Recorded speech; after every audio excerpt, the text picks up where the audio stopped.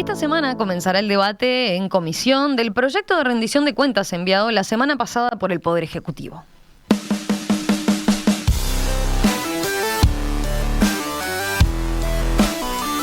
El proyecto, de más de 300 artículos, cobra especial relevancia por el contexto económico y social derivado de la pandemia de COVID-19.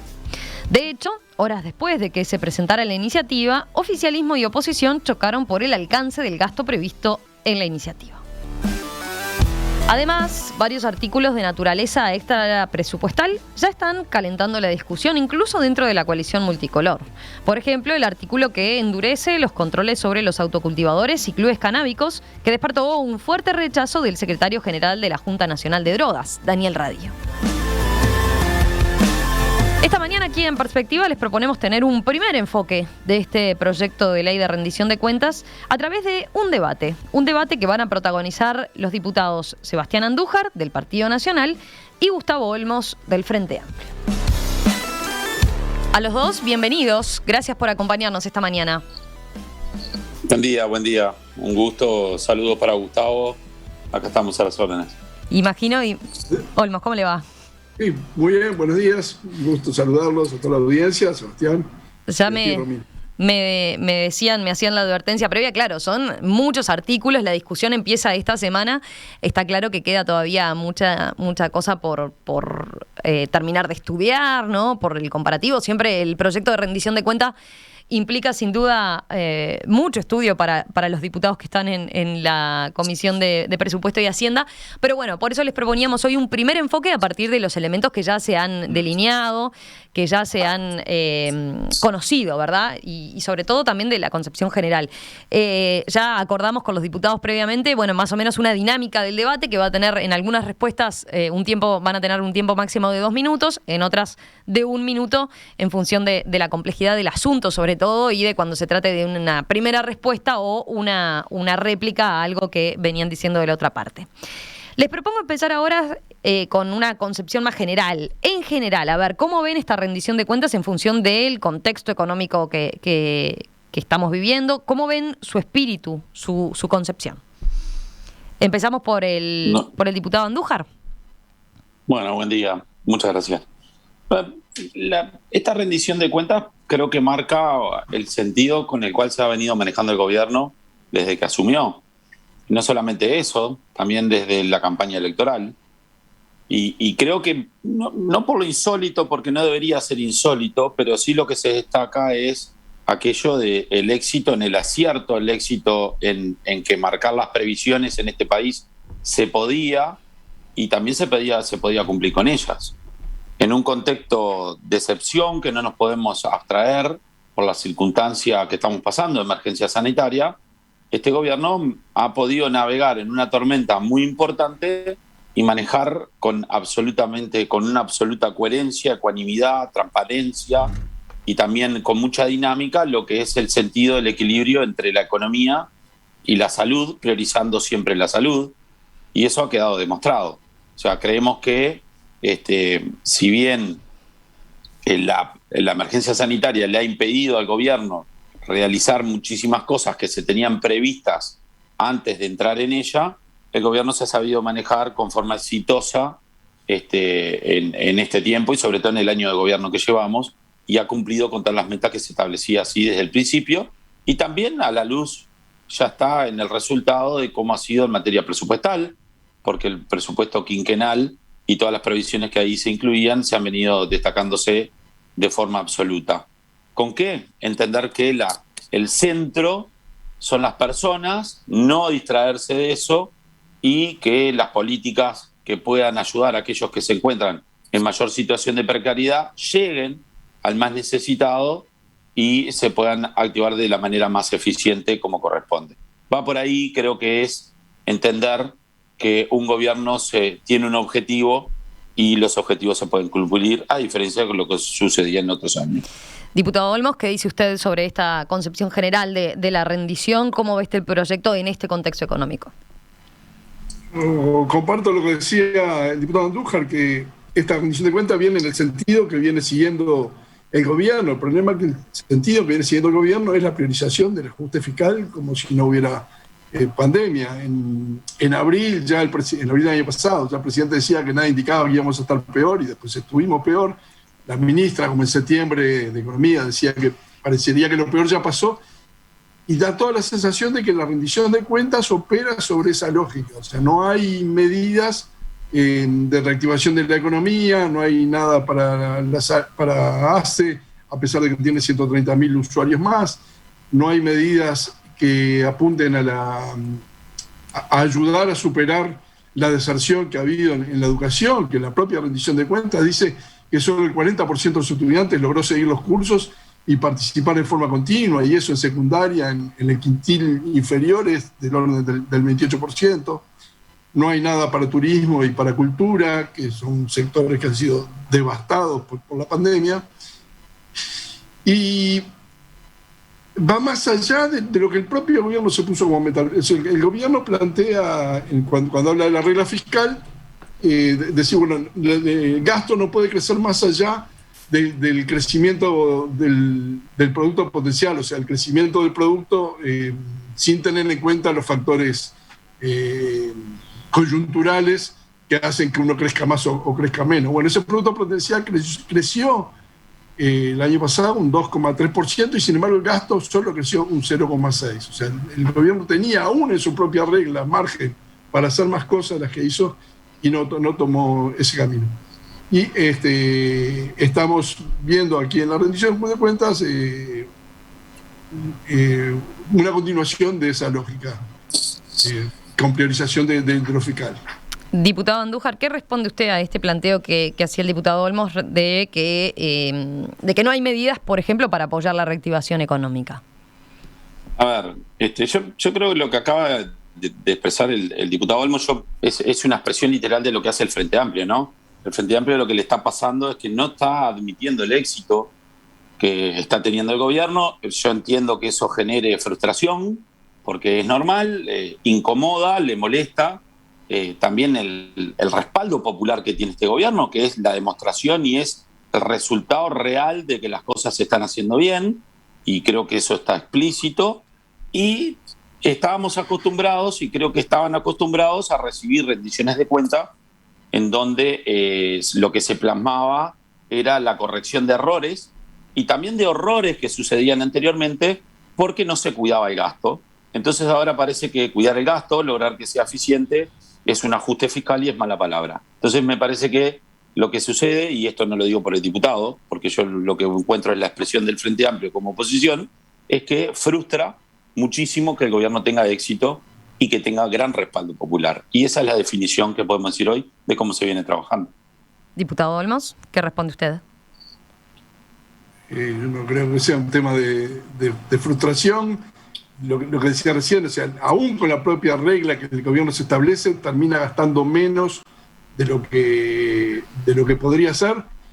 Hace proyecciones económicas que son poco realistas, como hizo en el 2020, o sea, estima un crecimiento del producto del 3,5% para 2021, cuando CINVE acaba de publicar hace 2 días una proyección del 1,9% y la mediana expectativa del Banco Central está en el 2,65%, 1,7% le da el que proyecta menos y 3% el que proyecta más. A lo largo de toda la rendición hay un énfasis en el ahorro, se pone énfasis en la reducción de gasto como un valor, eso está atravesado en la exposición de motivos por todos lados, y yo creo que no siempre, no todo recorte es ahorro. Hay recortes, por ejemplo, en vivienda, que se hicieron 1.450 millones de pesos menos el año pasado, que significan no un ahorro, sino falta de soluciones para quienes necesitan soluciones habitacionales. Diputado Olmos, ¿de dónde podría conseguirse dinero, sacarse dinero para este tipo de proyectos que usted señalaba que de los cuales carece la rendición, sin comprometer lo que es la delicada situación fiscal? A ver, la situación fiscal es complicada. El Frente lo dijo lo asumió desde la campaña electoral y fueron varios los voceros y los precandidatos del Frente que decían: acá hay que tomar medidas, la seguridad social es una de de las áreas en que hay que hacerlo, pero eso tiene efectos a largo plazo. Lo que ha hecho el mundo ha sido aumentar el nivel de endeudamiento. No hay demasiada forma en el cortísimo plazo de obtener recursos que no sean de esa forma. Lo han hecho gobiernos de todo tipo, de todo sesgo ideológico, lo han hecho gobiernos de todo el mundo, lo han impulsado organismos como el Fondo Monetario Internacional, que nadie pensaría que su filosofía está esto, y que decía hay que gastar, porque es la manera de mantener un nivel de actividad y evitar que caiga en la pobreza un montón de gente, como pasó en este país. Ya el Instituto de Economía, como en abril, preveía que iban a haber 100.000 nuevos pobres si no se tomaban medidas, y tomar esas medidas implicaba endeudarse en el orden del 5% del producto. Bueno, eso no se hizo, son opciones de política. Diputado Andújar, ¿qué responde usted? No, a mí, yo vuelvo a insistir que, no se puede considerar que controlar el gasto y hacerlo más eficiente es simplemente generar ahorro, no es así.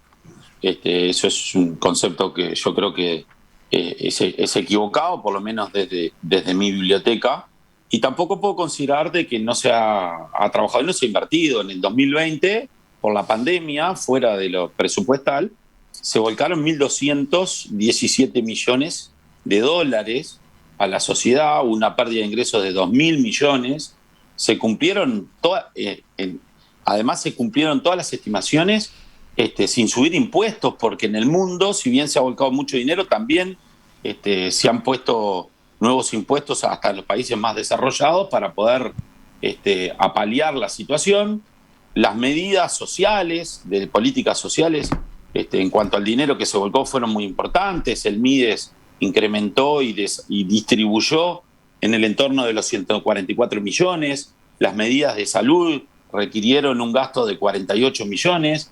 Y sobre todo el seguro de desempleo, todo aquello que hizo apalear una situación a la gente a enfrentar una crisis con el respaldo del Estado. Y no creo que en todos los países sea de esa forma. En Uruguay se invirtieron más de 240 millones de dólares simplemente en seguro de desempleo. Perdón. Así que, tenemos una visión muy distinta, de lo que es cobijar a la sociedad en momentos difíciles sin dañar el futuro y sin dañar el desarrollo de un Estado que lo necesita, porque siempre hay un día después y hay que mantener el equilibrio. Y yo creo que eso ha quedado demostrado. Quizás los números pandémicos no fueron los que esperábamos a último momento, pero los números de la economía y la salud económica del país sí han sido de un rotundo éxito. En eso no creo que hayamos escatimado recursos, porque no solamente hay que dar por quedar, sino que hay que mantener el equilibrio para que las cosas en el día de mañana puedan seguir el curso que necesita el país. Vamos ahora, si les parece, a los grandes bloques de la rendición, ¿no? Las dos grandes novedades son, por un lado, los 200 millones de dólares que se destinan a programas de primera infancia, y por otro lado, el fideicomiso para regularizar y relocalizar asentamientos que se nutren del fondo de fondos que iban destinados al Instituto Nacional de Colonización. Empecemos por el primero de ellos, por los 200 millones para la primera infancia, que se reparten a razón de 50 millones de dólares por año hasta 2024. Olmos, ¿hay unanimidad en los partidos en cuanto a apoyar este aspecto de la rendición? Yo creo que las políticas de primera infancia son vitales para el país, y me parece absolutamente compartible que se inviertan recursos en ese sentido. Creo que no debe haber dos opiniones en esto, porque además eso condiciona en el largo plazo la evolución de un montón de gurises y gurisas. No tenemos mucha información, no puedo decir mucho más que esto, porque no tenemos mucha información de cómo sería la distribución de ese dinero. Hay una bolsa que se prevé de 50 millones de dólares, pero no sabemos cuánto va al MIDES, cuánto va a la ANEP, cuánto va a INAU, cuánto va a ACE. Hay algunas cosas que habían quedado pendientes en el presupuesto anterior. Por ejemplo, había varios centros CAIF y jardines de infantes que venían en construcción del gobierno del Frente Amplio y que se terminaron el año pasado, a los cuales no se le asignó recursos para el personal que se necesita para que funcionen. Eso supongo que será parte de lo que está contemplado. Repito, como resumen, es una medida saludable y acompañable. Veremos con mayor detalle, en parte por lo que tú decías al principio, Romina, de que todavía no tenemos mayor información de muchas cosas, y esto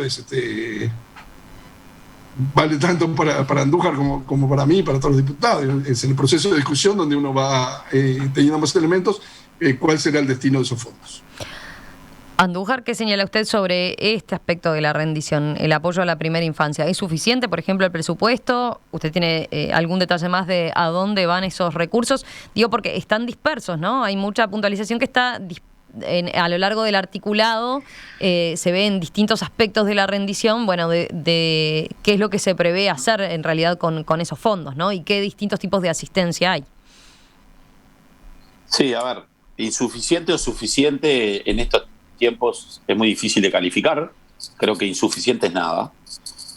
Partir de cero a algo, a mí no creo que sea justo tampoco calificarlo como insuficiente, porque peor es nada, como dice el dicho. Se entiende que hay una necesidad básica de ayudar y de reforzar los planes para los niños desde que nacen, de 0 años a 3 años. Eso es muy importante desde el punto de vista social. Cobijar, proteger, hacer un seguimiento desde todo punto de vista, alimentación, salud, educación. Creo que eso hace a una responsabilidad que tiene el Estado, que está tomando, sobre todo cuando percibe de la precariedad con la que viven unos cuantos chicos y viven unas cuantas familias en este país. Así que lo de insuficiente yo lo dejaría de lado en ese sentido, porque no podría evaluarlo, sí, quizás dentro de unos años saber si fue insuficiente o no. Lo importante es que, y ahí coincido con el diputado Olmos, que bueno, todavía no tenemos una distribución exacta de los recursos presupuestales a cuáles serían los organismos y cuánto va a manejar cada organismo. Pero tenemos que tener una base que es lógica de que en este país, por ejemplo, 20.000 chicos participan de los programas CAIF y más de 50.000 chicos tienen hoy ayuda del MIDES, andan en el torno de los 60.000, tienen ayuda del MIDES. No todos los chicos que asisten a los CAIF viven en una precariedad absoluta, eso es muy disperso también, porque los CAIF se han transformado en una insignia de educación muy importante en la sociedad, y eso no hace que solamente los chicos con mucha precariedad puedan utilizar la herramienta, sino ya otros estratos sociales también la están utilizando, y eso ha generado un equilibrio del buen uso de la misma y el éxito de la misma. Y bueno, entendemos que sí, que eso es muy importante. O sea, es el Estado arriba de los que necesitan del Estado. Y creo que es un buen comienzo. Estamos hablando de una inversión de acá al final del periodo de $200 millones. Si hacemos una relación directa, quizás estamos hablando de $1.500 por chico por año. Vamos a hacer una breve pausa y enseguida continuamos en este debate a propósito de este primer enfoque de la rendición de cuentas, del proyecto de rendición de cuentas que se empieza a discutir en la Comisión de Diputados concretamente esta semana. Recordemos que el 12 van a recibir al equipo económico, ¿verdad?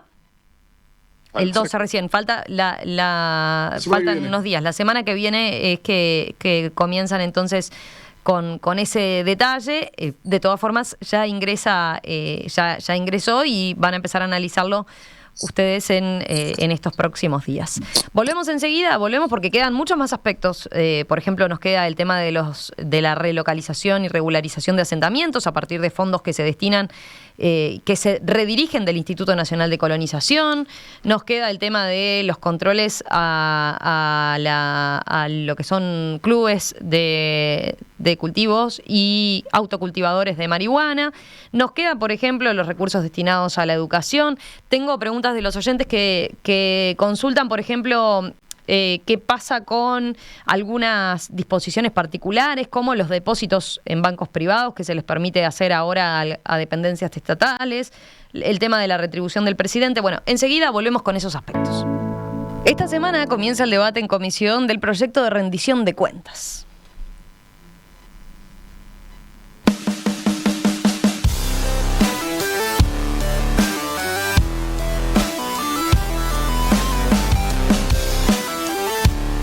En la previa ya oficialismo y oposición se cruzaron por el alcance de, entre otras cosas, de los gastos previstos en el proyecto. Pero además hay varios artículos de naturaleza extrapresupuestal que ya están calentando el ambiente, digamos así.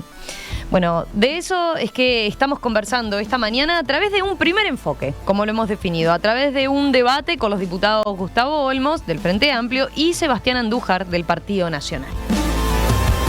Ambos integrantes de la Comisión de Presupuesto y Hacienda, ¿verdad? Que está integrada. En el corte hablábamos de las complejidades que tiene como tal el proyecto y de cómo entre ustedes hay charla, digamos, para a veces evacuar dudas, ¿no? Hay buena onda. Que no siempre se da.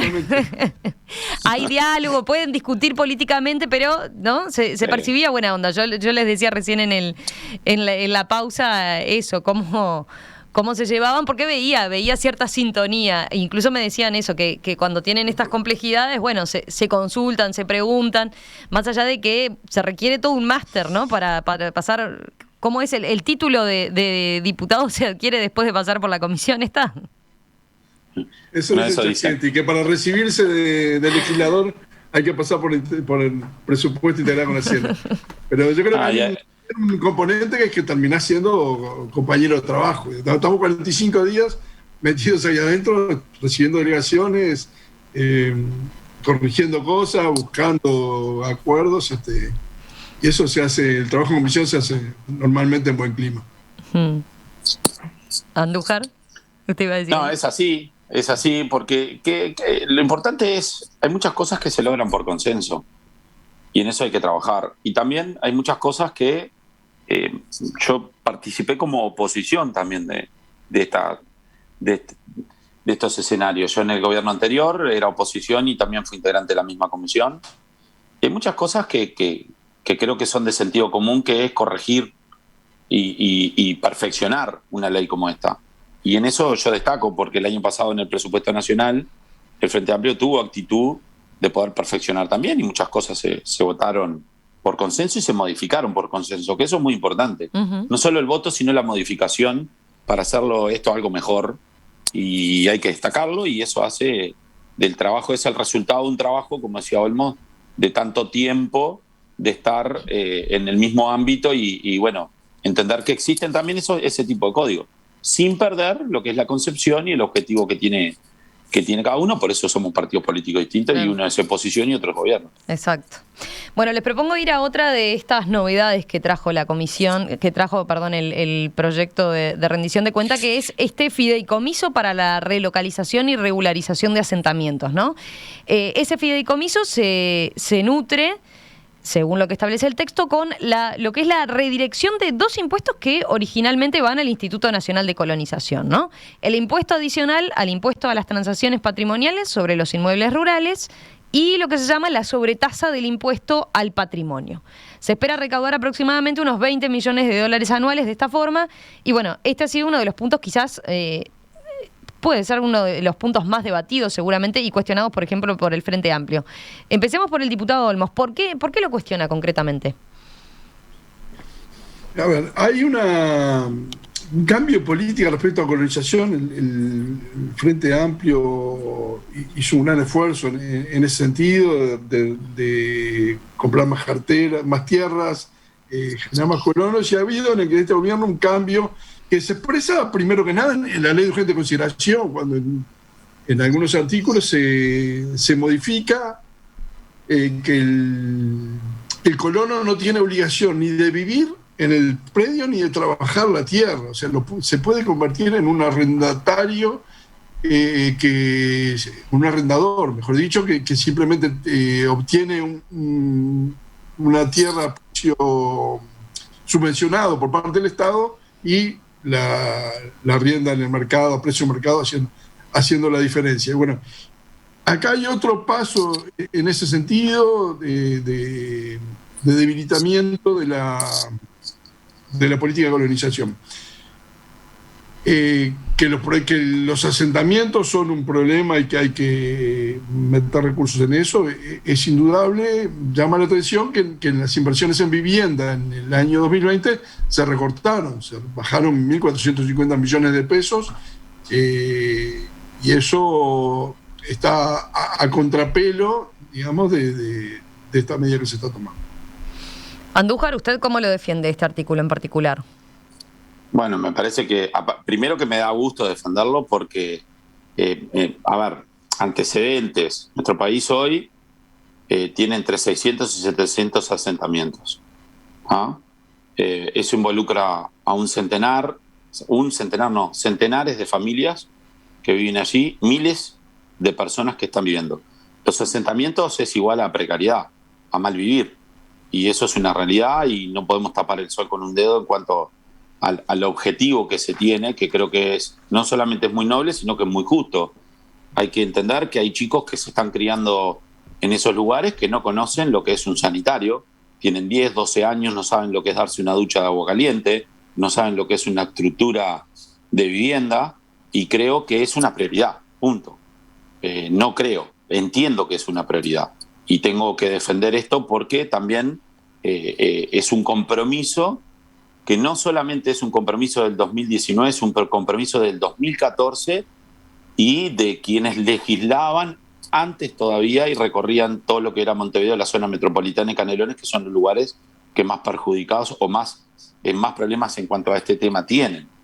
Con respecto al Instituto Nacional de Colonización, hay un error conceptual de dónde se obtiene el dinero, porque estos dos impuestos, uno sí iba al Instituto Nacional de Colonización, que es el de las transmisiones patrimoniales, pero el otro ya va a rentas generales hace muchísimo tiempo, no va al Instituto Nacional de Colonización. O sea, no hay que decir que los dos impuestos no estaban siendo recaudados por el instituto, hay que poder cuantificar cuánto recibía el instituto por uno o por otro rentas generales, y también hay que entender que tenemos un stock de tierras que creo que ha sido desde el principio de este gobierno, el presidente ha mantenido una línea que no se compren carteras de tierra, que no se compre tierra, porque hay un stock de tierra que hay que manejarlo mejor, hay 600.000 hectáreas a nombre del Instituto de Colonización, y también a su vez, y creo que hoy es un artículo de un diario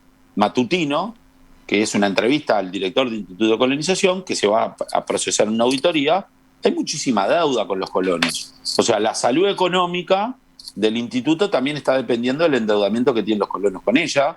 Se estima que hay una deuda de 20 millones de dólares por parte de los colonos, pero me parece que cuando hablamos de la salud de un organismo también tenemos que ver qué es lo que pasa dentro del organismo y no entender que vamos a perjudicar la salud por ayudar a los que más necesitan, y creo que va por ahí. Tenemos que defender, nos parece un artículo, es la insignia, es el faro de esta rendición de cuentas, y nos parece que es muy justo para la sociedad que vive en esa situación. Andújar, le hago la siguiente pregunta. El monto que se destina, ¿mueve la aguja para efectivamente abordar el tema de asentamientos? Y segundo, ¿qué responde a las críticas que hacía el diputado Olmos respecto a lo que entiende un debilitamiento de la política de colonización y que se le han, cómo se entiende este artículo en particular cuando se han reducido, según decía él, recursos del Ministerio de Vivienda, ¿verdad? ¿Por qué no se apeló a eso en el año pasado, ¿verdad? ¿O por qué se redujeron recursos del Ministerio de Vivienda en particular que podrían haber servido para profundizar el tema y la relocalización de asentamientos? A ver, vuelvo a lo que hablábamos con el tema de la primera infancia. Suficiente, insuficiente, bueno, peor es nada, y tenemos que ver de dónde partimos y ver en la situación crítica que nos encontramos. Esto es la conformación de un fideicomiso. Que tenga como base la conformación del fideicomiso los recursos que parten de estos impuestos, es el principio. Los fideicomisos después pueden ir creciendo en cuanto a su contenido económico y a los recursos que pueden administrar y pueden tener, por diversos mecanismos. Yo no creo que quede simplemente en una base de 20 millones de dólares, sino que después el fideicomiso después de su constitución, se va a ir agrandando y quizás vaya generando inversión de todo punto de vista como para poder volcar. Yo creo que eso es un buen inicio, es un muy buen inicio. La regularización y la relocalización de asentamientos se puede ir haciendo, ya se ha probado que se podía ir haciendo en trabajo con las intendencias, con el programa de mejora barrial. Se han hecho muchas relocalizaciones, sobre todo de aquellos asentamientos que se encontraban en zonas inundables, donde era absolutamente no solamente precario, sino inhóspito poder desarrollarse como un barrio para vivir, y se ha ido haciendo con muy pocos recursos. Esta inyección de recursos creo que va a fortalecer, y aparte lo que va a dar es no la obligación, sino la determinación que se tiene que hacer algo por esto. Entonces, tener los recursos, tener un fideicomiso, tener un nuevo plan, nos obliga a cumplir con este tema. La falta, el ahorro que se produjo dentro del Ministerio de Vivienda puede obedecer a un montón de cosas, ¿no? Yo vuelvo también al principio. Ahorrar significa, en este gobierno, significa manejar el gasto con mayor eficiencia. Esos 1.450 millones de pesos que el Ministerio no gastó presupuestalmente, yo no sé si son un ahorro o son una caja, porque se han emprendido, el plan quinquenal de vivienda ya ha comenzado a funcionar y se han emprendido un montón de sistemas, de soluciones habitacionales para que el país, esto no es de hoy para mañana, para que el país se vaya desarrollando en ese sentido. Y también se están corrigiendo ciertas cosas que no funcionaban bien en cuanto a los planes que existían anteriormente. Todos sabemos lo que es la complicación de acceder a una vivienda en este país, que está hecha para los que tienen mucho y no para los que tienen poco, y creo que también hay que pensar muchísimo en eso. Diputado Olmos, la pregunta para usted podría ser, a ver, si durante tantos años en el gobierno el Frente Amplio no pudo cambiar sustancialmente la realidad de estos asentamientos, y por otro lado, el perfil de los colonos, tal como usted señalaba, se ha desdibujado de alguna forma y ya no se beneficia a quienes se pensaba en un primer momento a partir de los cambios que ya instrumentó este gobierno. ¿Por qué entonces no probar otra cosa como esto que se está planteando? Yo no digo no probar otra cosa, no comparto que el Frente Amplio no pudo solucionar el tema de los asentamientos, y este gobierno tampoco lo va a poder solucionar, porque ningún gobierno en un solo periodo de gobierno lo puede hacer. Habría que destinar todo el presupuesto nacional al tema de vivienda. Yo sería un irresponsable si le pidiese a este gobierno que solucione el tema de vivienda del país. Hay, como decía Andújar, hay programas, el PIAI en su momento, el programa de mejoramiento de barrios, que han operado sobre esos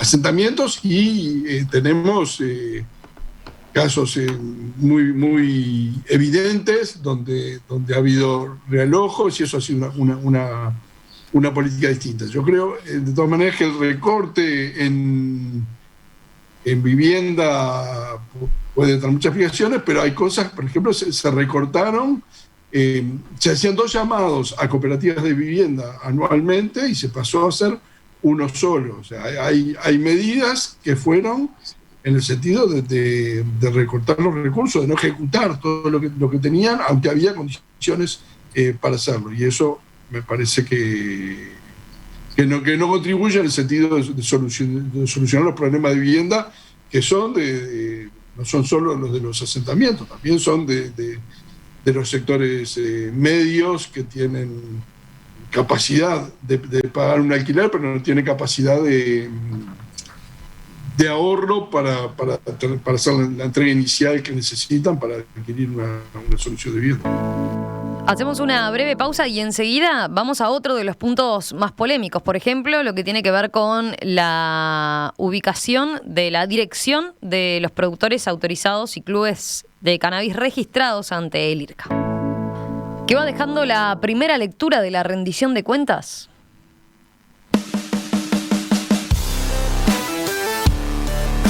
Ese es el tema que les estamos proponiendo en este primer enfoque, a través de un debate con los diputados Gustavo Olmos, del Frente Amplio, y Sebastián Andújar, del Partido Nacional. Nos quedaba uno de los aspectos quizás más polémico, que ha despertado más polémica en las últimas horas. El proyecto del gobierno, el proyecto de rendición de cuentas del gobierno, sostiene que por razones de seguridad, esto es en el artículo 72, por razones de seguridad y con el fin de prevenir delitos, la policía podrá conocer la dirección y ubicación de los productores autorizados y clubes registrados en el IRCA, el Instituto de Regulación y Control del Cannabis, así como sus respectivos lugares de plantación, cultivo y cosecha de cannabis. Olmos, ¿qué problema le ve usted a este artículo en particular? Y después escucho a Andújar con sus argumentos. Bueno, primero que es un cambio de regla de juego a gente que se registró, ya sea como autocultivador o como miembro de un club canábico, que se registró bajo un sistema en el cual se estaba garantizada su privacidad, y ahora eso pasaría a no ser así, ¿no? El secretario nacional de Drogas, Daniel Radío, ha sido radical en esto, que el artículo es un error y que hay que extirparlo, fue el término que él usó, del presupuesto, porque también es uno de esos artículos que no tiene padre, ¿no? Es como el del Banco República, que quita el monopolio de los fondos públicos, donde tampoco el directorio del Banco República dice conocer de dónde salió. Creo que el principal problema que tiene es ese, y además que apunta a un tema que, por lo que dice también el secretario nacional de Drogas, es de alguna manera marginal. O sea, se han encontrado plantaciones que son bastante mayores, incluso que todo un club canábico. El problema de la droga y del tráfico de droga, y de Uruguay como hub en ese sentido, es sin duda un problema real que hay que encararlo, y está bien que se encare. No parece esta ser la medida más adecuada. Andújar, ¿qué dice usted? ¿Cómo lo defiende este artículo o no lo defiende? No sé. A ver. Bueno, a ver, este artículo seguramente, a ver, como todos los demás, pero va a llevar un profundo análisis, ¿no? Primero, escuchar, en este caso, las dos partes, porque ahora se ha hecho público que el director del IRCA tiene una postura radical en contra de lo solicitado por el Ministerio del Interior. Lo que entendemos es, acá vale la pena aclarar de que, primero, que el registro de usuarios de consumidores no se está solicitando de consumidores, porque se hizo Vox Populi que el registro de consumidores era lo que se estaba solicitando por parte del Ministerio del Interior, y no es así. Después, y no quiero entrar en debate no solo con el diputado Olmos, sí, por lo que estamos haciendo, pero no con el director del IRCA, de que la prevención del tráfico de estupefacientes no se va a corregir con esto, ¿no? A ver, el Ministerio del Interior en su mensaje no está hablando que sea con ese motivo, pero sí con el motivo de protección y seguridad para los mismos clubes canábicos y para los autocultivadores, que creo que es importante que el Ministerio también quizás sepa dónde se desarrollan esas actividades, no por las personas, sino el lugar físico, por una cuestión de protección, de poder brindar seguridad en el caso de que sea necesario, porque también pueden ser objeto de hurto y de tráfico de marihuana, pero bueno, creo que lo importante es, todos estamos especulando un poco sobre cuál ha sido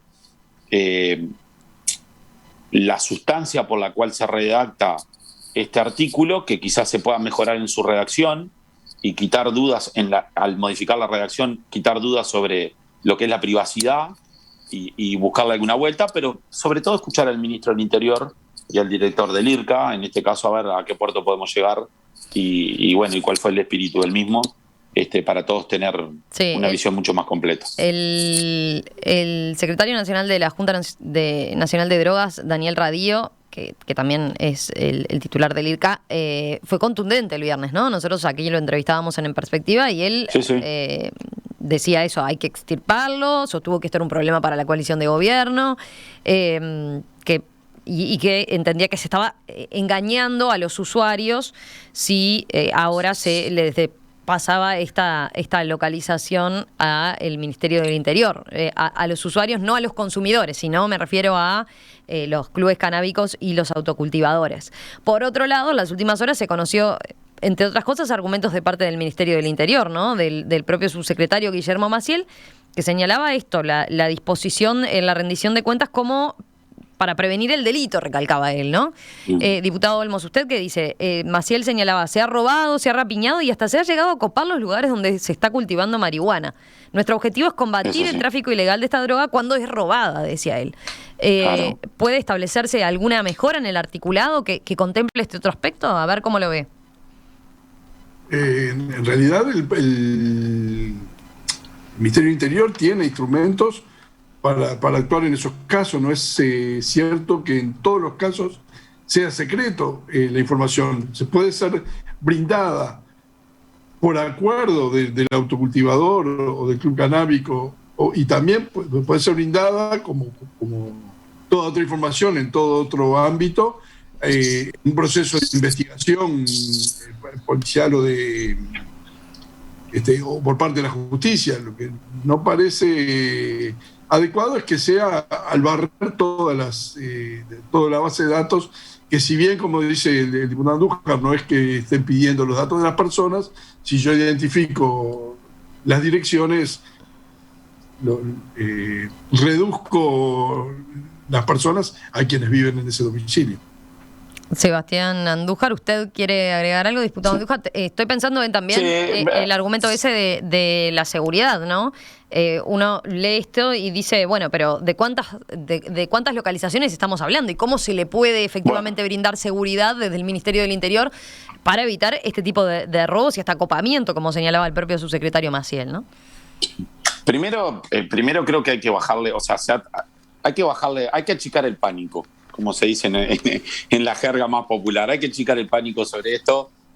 ¿Por qué? Y porque también, y vuelvo a recalcar la importancia de la comparecencia. Hay muchas veces que nosotros podemos hasta pedir información fuera de actas brindadas por los ministros en la comisión misma, y yo creo que quizás el ministro tenga cosas para informar a los legisladores en cuanto a datos de robos, tráfico, de los productos que allí se encontraban, que quizás ameriten un poco el análisis y la discusión posterior. Por eso me parece que en este caso es primero, antes que nada, el ministro del Interior, porque debe tener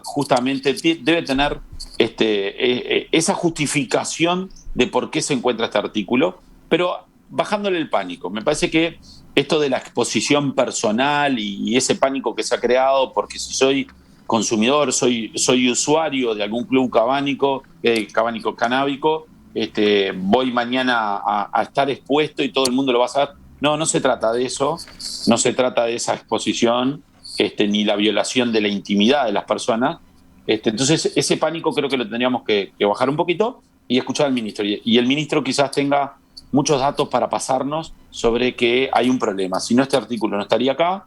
Seguramente hay un problema de seguridad, hay un problema de tráfico, hay un problema de venta ilegal que quizás se está realizando a través de esta herramienta que es el autocultivo y del club canábico, como está descrito en el artículo, ¿no? O sea, esa es mi impresión por ahora. Diputado Sebastián Andújar, del Partido Nacional, integrante de la Comisión de Hacienda de Diputados. Diputado Gustavo Olmos, del Frente Amplio, del Frente Renovador, concretamente, integrante también de la Comisión de Hacienda. Yo les agradezco mucho este primer abordaje que logramos hacer a través de este debate. Seguramente nos faltaron varios artículos que teníamos previsto, pero bueno, se nos acabó el tiempo. De todas formas, nos mantenemos atentos a cómo sigue la discusión entonces en el Parlamento, y a profundizar después en algunos de los otros artículos, ¿no?, que han generado polémica también. Estoy pensando en el que cambia disposiciones del Banco República y la posibilidad de que organismos estatales depositen fondos en bancos privados. Estoy pensando en lo que tiene que ver con las deudas del Estado. Estoy pensando en lo de la restribución del presidente, en los cambios en materia de biodiesel. Bueno, varios aspectos que también nos quedaron pendientes, pero volvemos a abordarlos en cualquier momento, a medida también de que avance el tratamiento en el Parlamento. Un abrazo a ambos y gracias, ¿eh? Gracias a ustedes, saludos a toda la audiencia. Un abrazo, Sebastián. Muchas gracias, Romina, por la oportunidad. Saludos a Gustavo. Es muy rico que la gente forme parte o tome conocimiento de las cosas que se tratan en una rendición de cuentas o en un presupuesto quinquenal. Es muy importante para la sociedad y para nosotros que estamos gobernando marcar el rumbo del país. Muchas gracias, Romina. Que pasen bien. Ya se viene la tertulia enseguida.